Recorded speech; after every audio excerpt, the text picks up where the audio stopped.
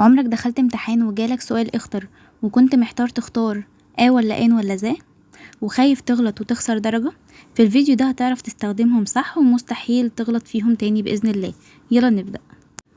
أول حاجة هبدأ بيها هي امتى بستخدم بنستخدمها قبل الاسم المفرد اللي بيبدأ بصوت ساكن، زي مثلا a book, a car, a university. لو بصينا كده هنلاقي ان كلمة book مفرد، كار مفرد، يونيفرسيتي مفرد، يبقى كده احنا حققنا اول شرط. طب نبص على تاني شرط وهو بيقول لي ان هي تكون بتبدأ بصوت ساكن. طيب احنا لما جينا نبص على كلمة بوك لقينا حرف البي صوته ساكن. يعني ايه ساكن؟ يعني الحرف بيتنطق زي ما هو، ما غيرناش من صوته خالص. حرف البي بيتنطق زي ما هو، ما غيرناش من صوته خالص. عكس مثلا كلمة امبريلا شمسية، امبريلا بتبتدي بحرف اليو.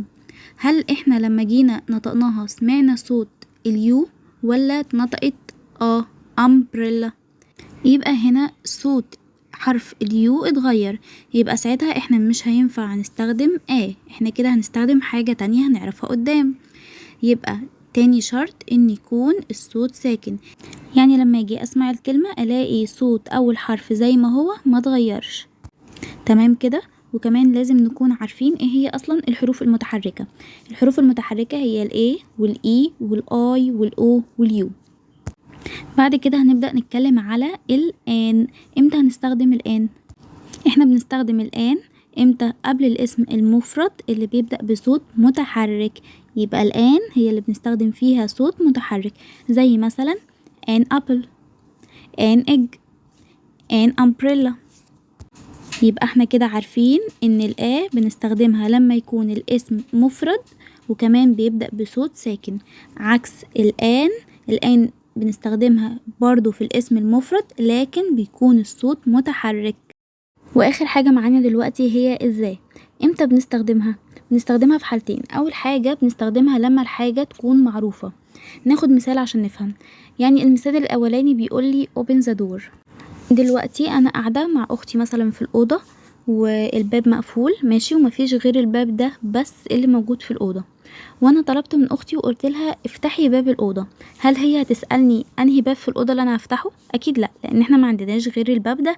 يبقى هي هتبقى عارفة ان انا قصدي على باب الأوضة اللي هو الوحيد اللي عندنا، يبقى باب الأوضة بقى حاجة معروفة. يبقى انا لما اقول لها open the door هي هتقوم تفتح الباب على طول.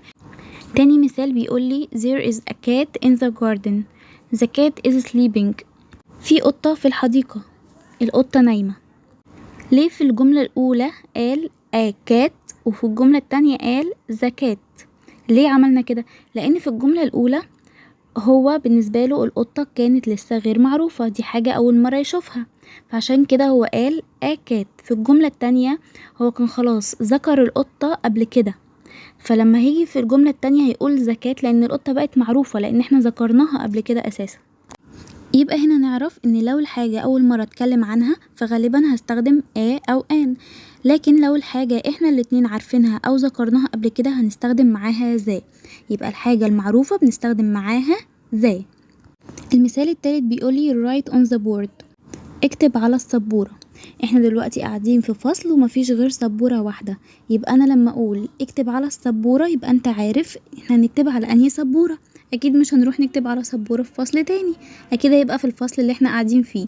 يبقى السبورة بقت حاجة معروفة، احنا عارفين ان احنا قصدنا على السبورة دي، عشان كده اخترنا ذا. طيب احنا كده استخدمنا الحالة الأولى اللي بنستخدم فيها ذا. طيب امتى بنستخدم ذا تاني؟ بنستخدمها مع الحاجات اللي مفيش منها غير واحدة بس. يعني ايه مثلا؟ زي the sun, the moon. هل احنا عندنا اكتر من شمس ولا عندنا شمس واحدة بس؟ عندنا اكتر من قمر ولا عندنا قمر واحد بس؟ يبقى الحاجة اللي احنا عارفين ان مفيش منها تاني خالص هي حاجة واحدة بس بنستخدم قبلها ذا. بقى نعمل مراجعة سريعة. احنا كده عرفنا ان بنستخدمها قبل الاسم المفرد اللي بيبدأ بصوت ساكن، والآن بنستخدمها قبل الاسم المفرد اللي بيبدأ بصوت متحرك. اما ذا بنستخدمها في حالتين، بنستخدمها لما الحاجة تكون معروفة وبنستخدمها مع الحاجة اللي مفيش منها غير واحدة بس. ويلا نعمل اختبار سريع عشان نشوف فهمتوا ولا لأ.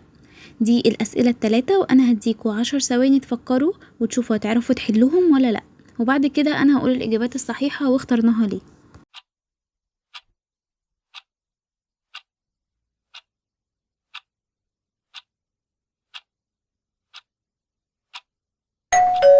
مع اني متأكدة ان انتوا جاوبتوا صح، بس انا هقول برضو الاجابات عشان تتأكدوا من اجاباتكم.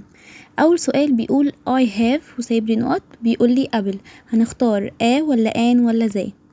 هنا طبعا هنختار لان قبل بتبدأ بصوت متحرك، واحنا قلنا ان الاصوات المتحركة بناخد معاها السؤال التاني بيقول لي I have وسايب لي نقط وكاتب car. طيب هنا هنختار ولا زي. هنا طبعا هنختار لان كار بتبدأ بصوت ساكن. تمام. بعد كده السؤال التالت بيقول لي نقط sun is shining. الإجابة هنا هتكون ولا زي. أكيد الإجابة هتبقى زي، لأن الشمس معروفة ومفيش منها غير واحدة بس، عشان كده اخترنا زي، لأن احنا قلنا زي بتيجي مع المعروف ومع الحاجة اللي مفيش منها تاني، زي sun كده في المثال بتاعنا مفيش منها غير واحدة بس.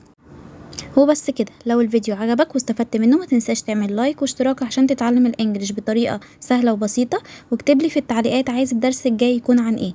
مع السلامة.